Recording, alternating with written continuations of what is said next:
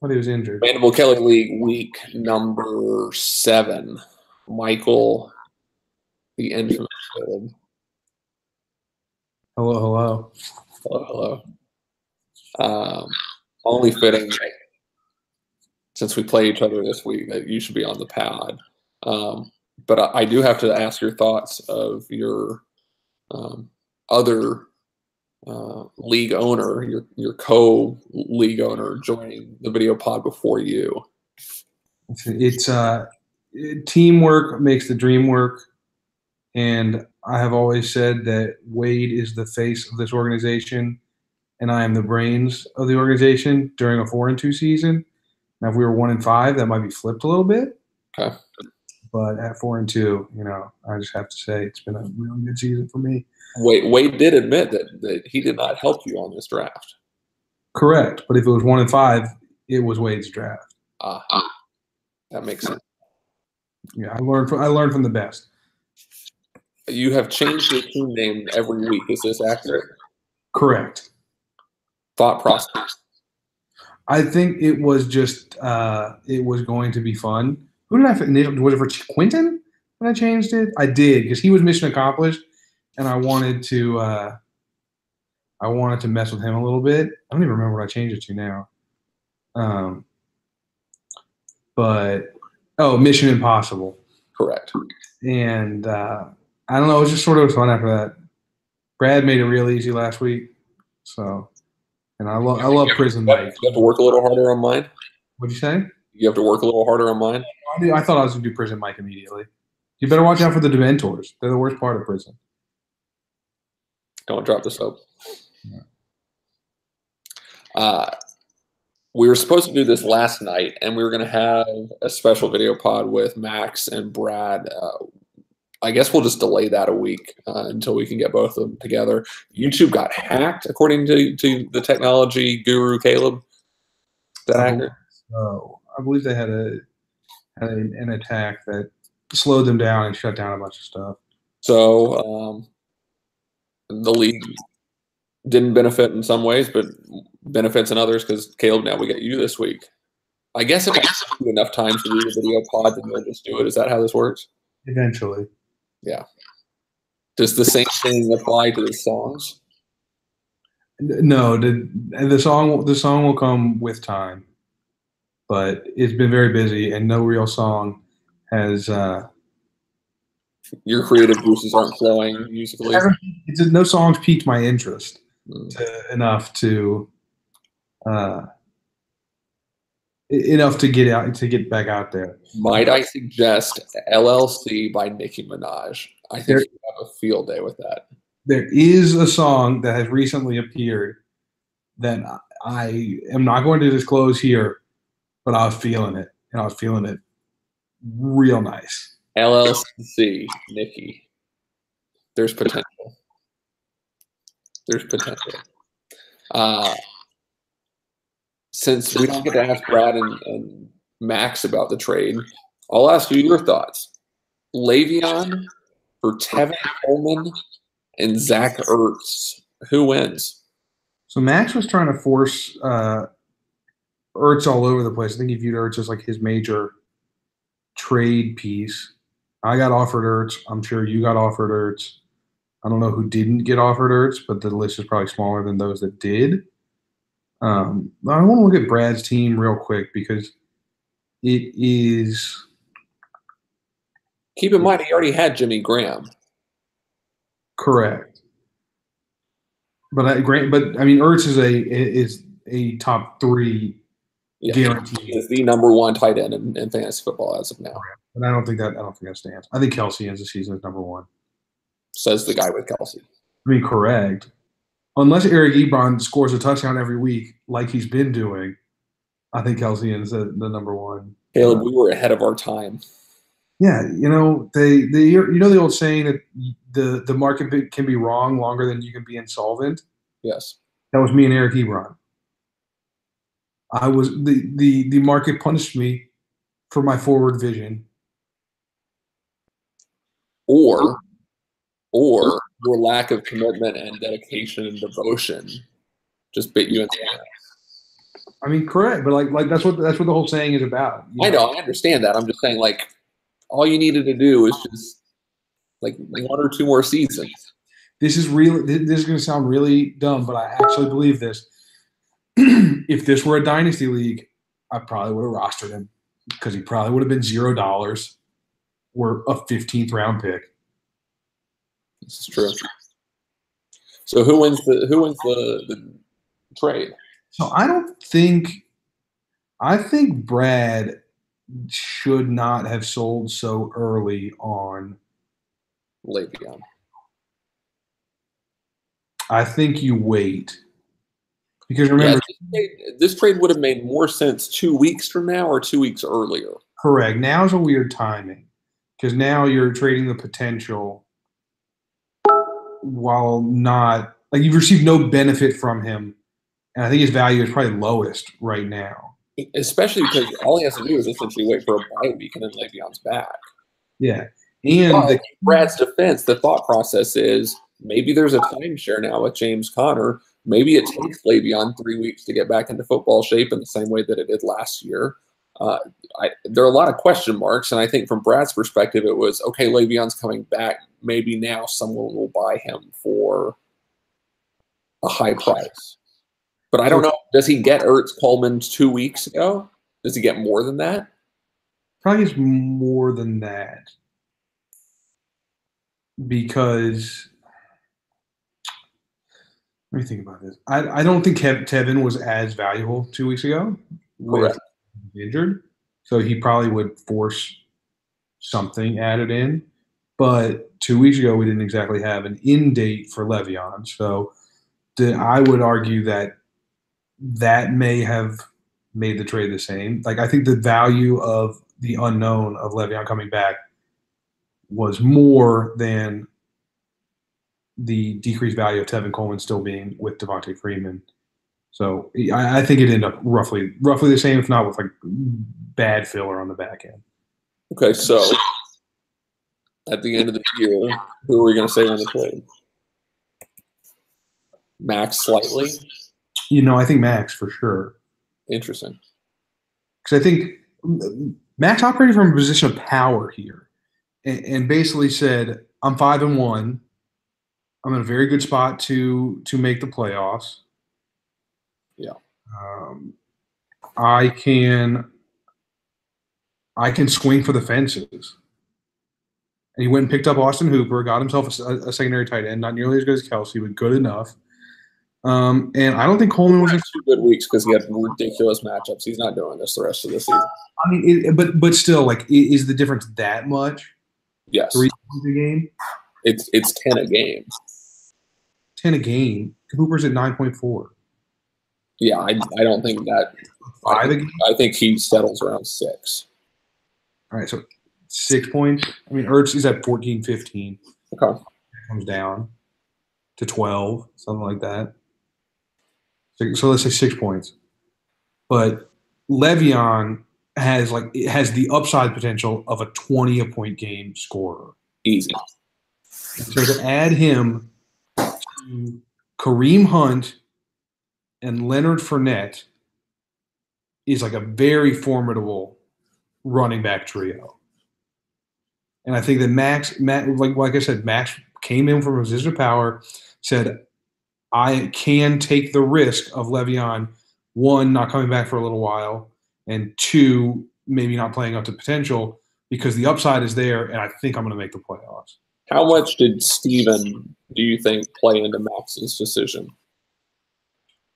I don't think Max thought about Steven when he thought about this. I think he just thought, how can I improve my team? Okay. But like, this is a move that also, like, Steven's team will come down to earth slightly. Connor, when Le'Veon comes back, regardless of whether Connor is in a timeshare, he's not going to average 25 points a game anymore. Correct. He won't. And so that takes some of the upside away from Steven's team. True. To transfer of wealth, if you will. And like Max is starting Adrian Peterson, like that guy's going to slow down. He's 35 years old, 34. Right. And so I think Max didn't need an extra running back, but he went out there and got the best available option and gave his team a much higher ceiling than he had before. Yeah.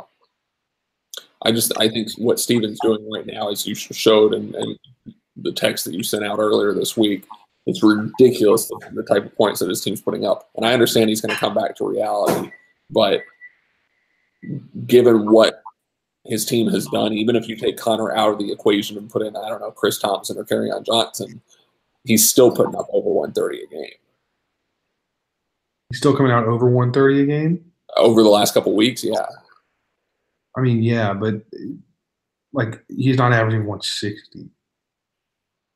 Or yeah. 160. Still the top point scorer. I mean, correct. Week 5, he put up 155. And week 6, he put up 165. And Connor was in his top scorer in week 6. Todd Gurley was. No, but that brings him down to a 139, which is huge, but like manageable. Scores have been off the charts this season. I think we're on a record pace. I've seen so many more 120s plus. Heck, even 100s. Like I think you need to hit 100 to win this season. Absolutely. And that's not been the case in the past. You used to see a lot more guys hit 90s and gut one out, even 80. But it's just been an explosion this year. You see it in the NFL. I mean, points are the highest of all time, passing touchdowns. Max's high score this year is 130, 129 to be precise. So I guess what I'm getting at is you can take James Conner out of the equation, throw in a RB 15 to 20, and Steven's still putting up 145. Yeah, but the crux of the argument here is not to argue that you're making the argument that Steven's most recent weeks are not the outliers of this season. That you think he can consistently score in the 130, 140, which I don't think happened. Yeah.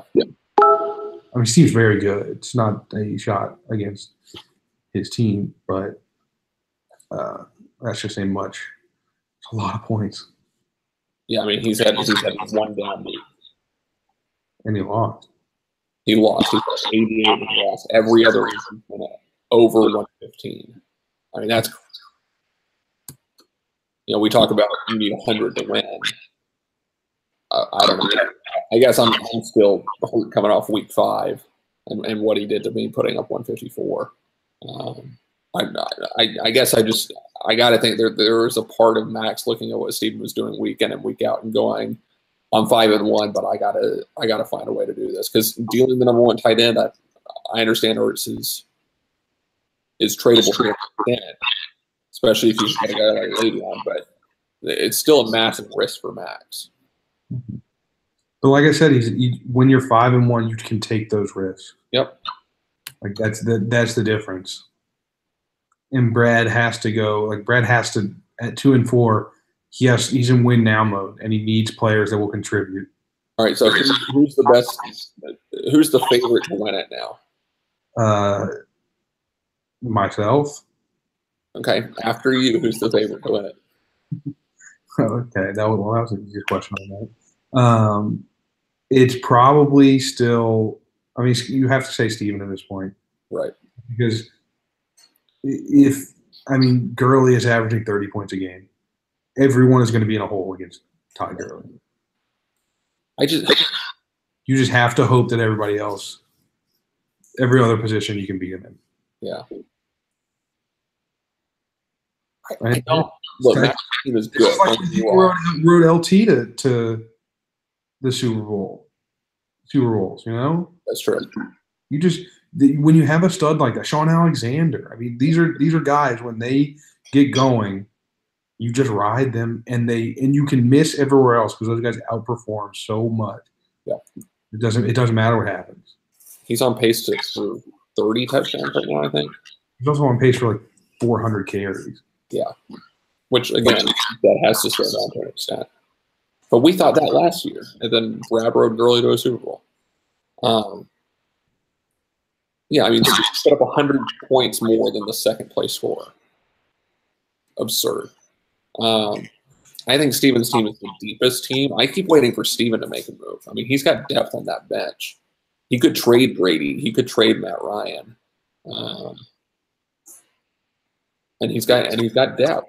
So I'm a little surprised that Steven hasn't made a move yet. I think trade offers will start coming, but we know Max is the most aggressive. Oh yeah, I'm with you. I think AP by the end, he'll be good for another couple of weeks. By the end of the year, he'll be non-existent. I don't know if Fournette gets back to where he was. I've heard rumors of IR that they just can't get that hamstring right. Don't say that. And if Le'Veon's in a timeshare, then he's down to one good running back. But Le'Veon in a timeshare still gets all the catches out of the backfield. Connor has not replicated his receiving production. That's a good point. Yeah, I think Max is the second best team. Don't get me wrong. I think he's playing second fiddle with Steven even after this trade goes through. Finally, Max changes his team name, so thank God for that. Although at this rate, if it was still the Ocho, then maybe we could do 8 straight losses. But alas, three-way tie at 4-2. This is shaping up. Brad and I talked about parity in the last one, and wondering if we were going to start to see it. A little bit of parity now, Caleb. Yeah, so it's you, me, and Quentin. I'm below on the points, but I haven't had that boom week. I've just been 95 plus every week, and played some bad teams. So I played some Brad teams, and pulled some wins out. So, but I'm creeping up. I've separated myself from the people below me in terms of points scored. I'm in a weird tier, but I'm moving up. Yeah, you've given up the second least amount of points against. Correct. So Steven's not far behind. Any advice to the newbies, Caleb? Any advice to young Ben and young Logan? Yeah, here's listen in closely, guys. Listen in. Here's my advice to Ben: do better. Okay. Just play better. I don't know what it's going to take. He plays Brad this week, so he doesn't really have to do much to play better to beat a pile of that. Logan's he's got to start. He got to try something because that backfield is ugly. It is. It's really bad. And he's got some wide receiver depth. He could be trying to flip something. AB is there. If you want Lamar Miller, is Lamar Miller the new elite? No, he's just a solid 9 points. That's no more, no less. That's been the case for the last 3 years. All right, we have taken up too much of your time. We've been watching the Pels because the Pels are. Are you making the prediction now, NBA champions? Yes. Oh yeah. I would just like to point out all of this media, national media talk, not local media, national media talk about the Pels not knowing what to do with Mirotic, Anthony Davis, and Julius Randle in a lineup together. Anthony Davis, a plus minus, is plus 23. Drew Holiday, plus 26. Etuan Moore, plus 30. He put up 21 tonight. But the trio of Mirotic, Davis, and Randle put up 87 tonight. So go to hell, national media. 80's not going anywhere. Mirotic hit like a bunch of shots that were just damn near impossible. 6 of 8 from 3. Julius Randle can step out. He was 2 of 4 from 3. Mirotic was stroking it from deep. Yeah, he was. And Houston, not that good. Why did you get Carmelo? What a waste. Yeah, well, there was the stat last season. They were 42-3 when Paul, Harden, and Capella played. They're 0-1 this year. Now they're 42-4. Okay. Let's get back to fantasy football so that we can say goodbye. I don't need analysis of the matchup. I just need a winner. I'm not going to ask you. You only have to predict 4 games because I already know what one of your predictions will be. I'm not even asking what happens in Prison Mike versus Scott Stotts. We're gonna go through Move on. I can't hear you. Do I need to mute Caleb? What? We're gonna go through that one in depth. Thielen goes for 30. Okay. All right. Good talk on that. Logan and Max, who wins? I mean, I have to pick Max. It's even in a weaker week. I think he has some players on buys / injured. I think he can pull it off. Yeah, this is gonna be closer than people think. It's only a 3-point spread right now. Ben against Bradley. You've already picked your brother, so you're going with Ben, young Ben here. Wait, repeat this. You already suggested earlier that Ben's going to beat Brad. Ben beats Brad. Okay. Look, Brad, I apologize. I've been dogging you all season. Remember, Ben is a half-point favorite with no kicker in the lineup right now. Brad, you had a lot. You just swung and missed on a few things, man. Quentin needed every bit of Tyreek Hill, and we're not going to talk about it. Actually, you know what? No, we're not going to talk about it. Quentin, Andy, who wins? I actually think that Andy might have a shot here. Wow. He could round into form as Mark Ingram comes back and Michelle establishes himself in. Is it Michelle or Michael? Michelle. As Michelle rounds himself into form in that New England backfield. And I don't know who Jeff Swaim is. I think that's a made-up player. He is. But he is truly a fantasy player.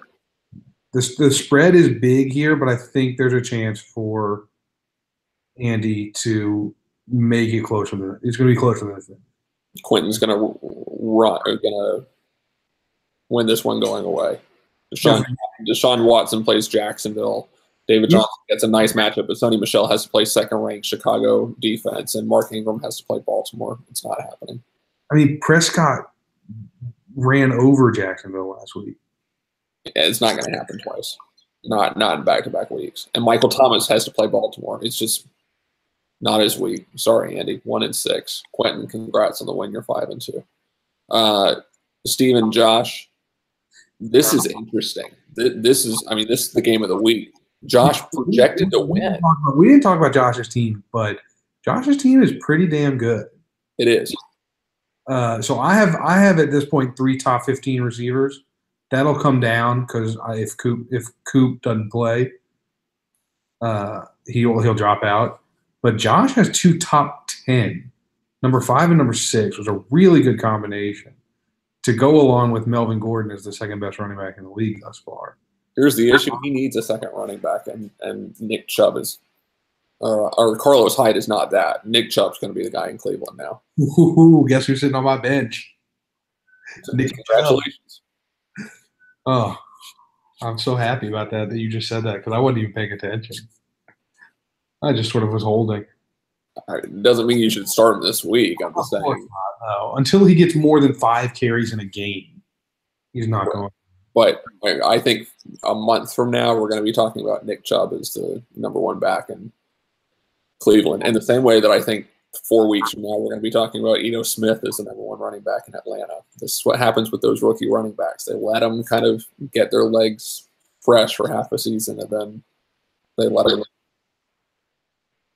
Yeah. Wait, who is I just did it a little earlier with Sonny Michel. Who is Josh's other running backs? Anybody on the bench I'm missing? Kenyon Drake, who's been outside of one good game, a joke.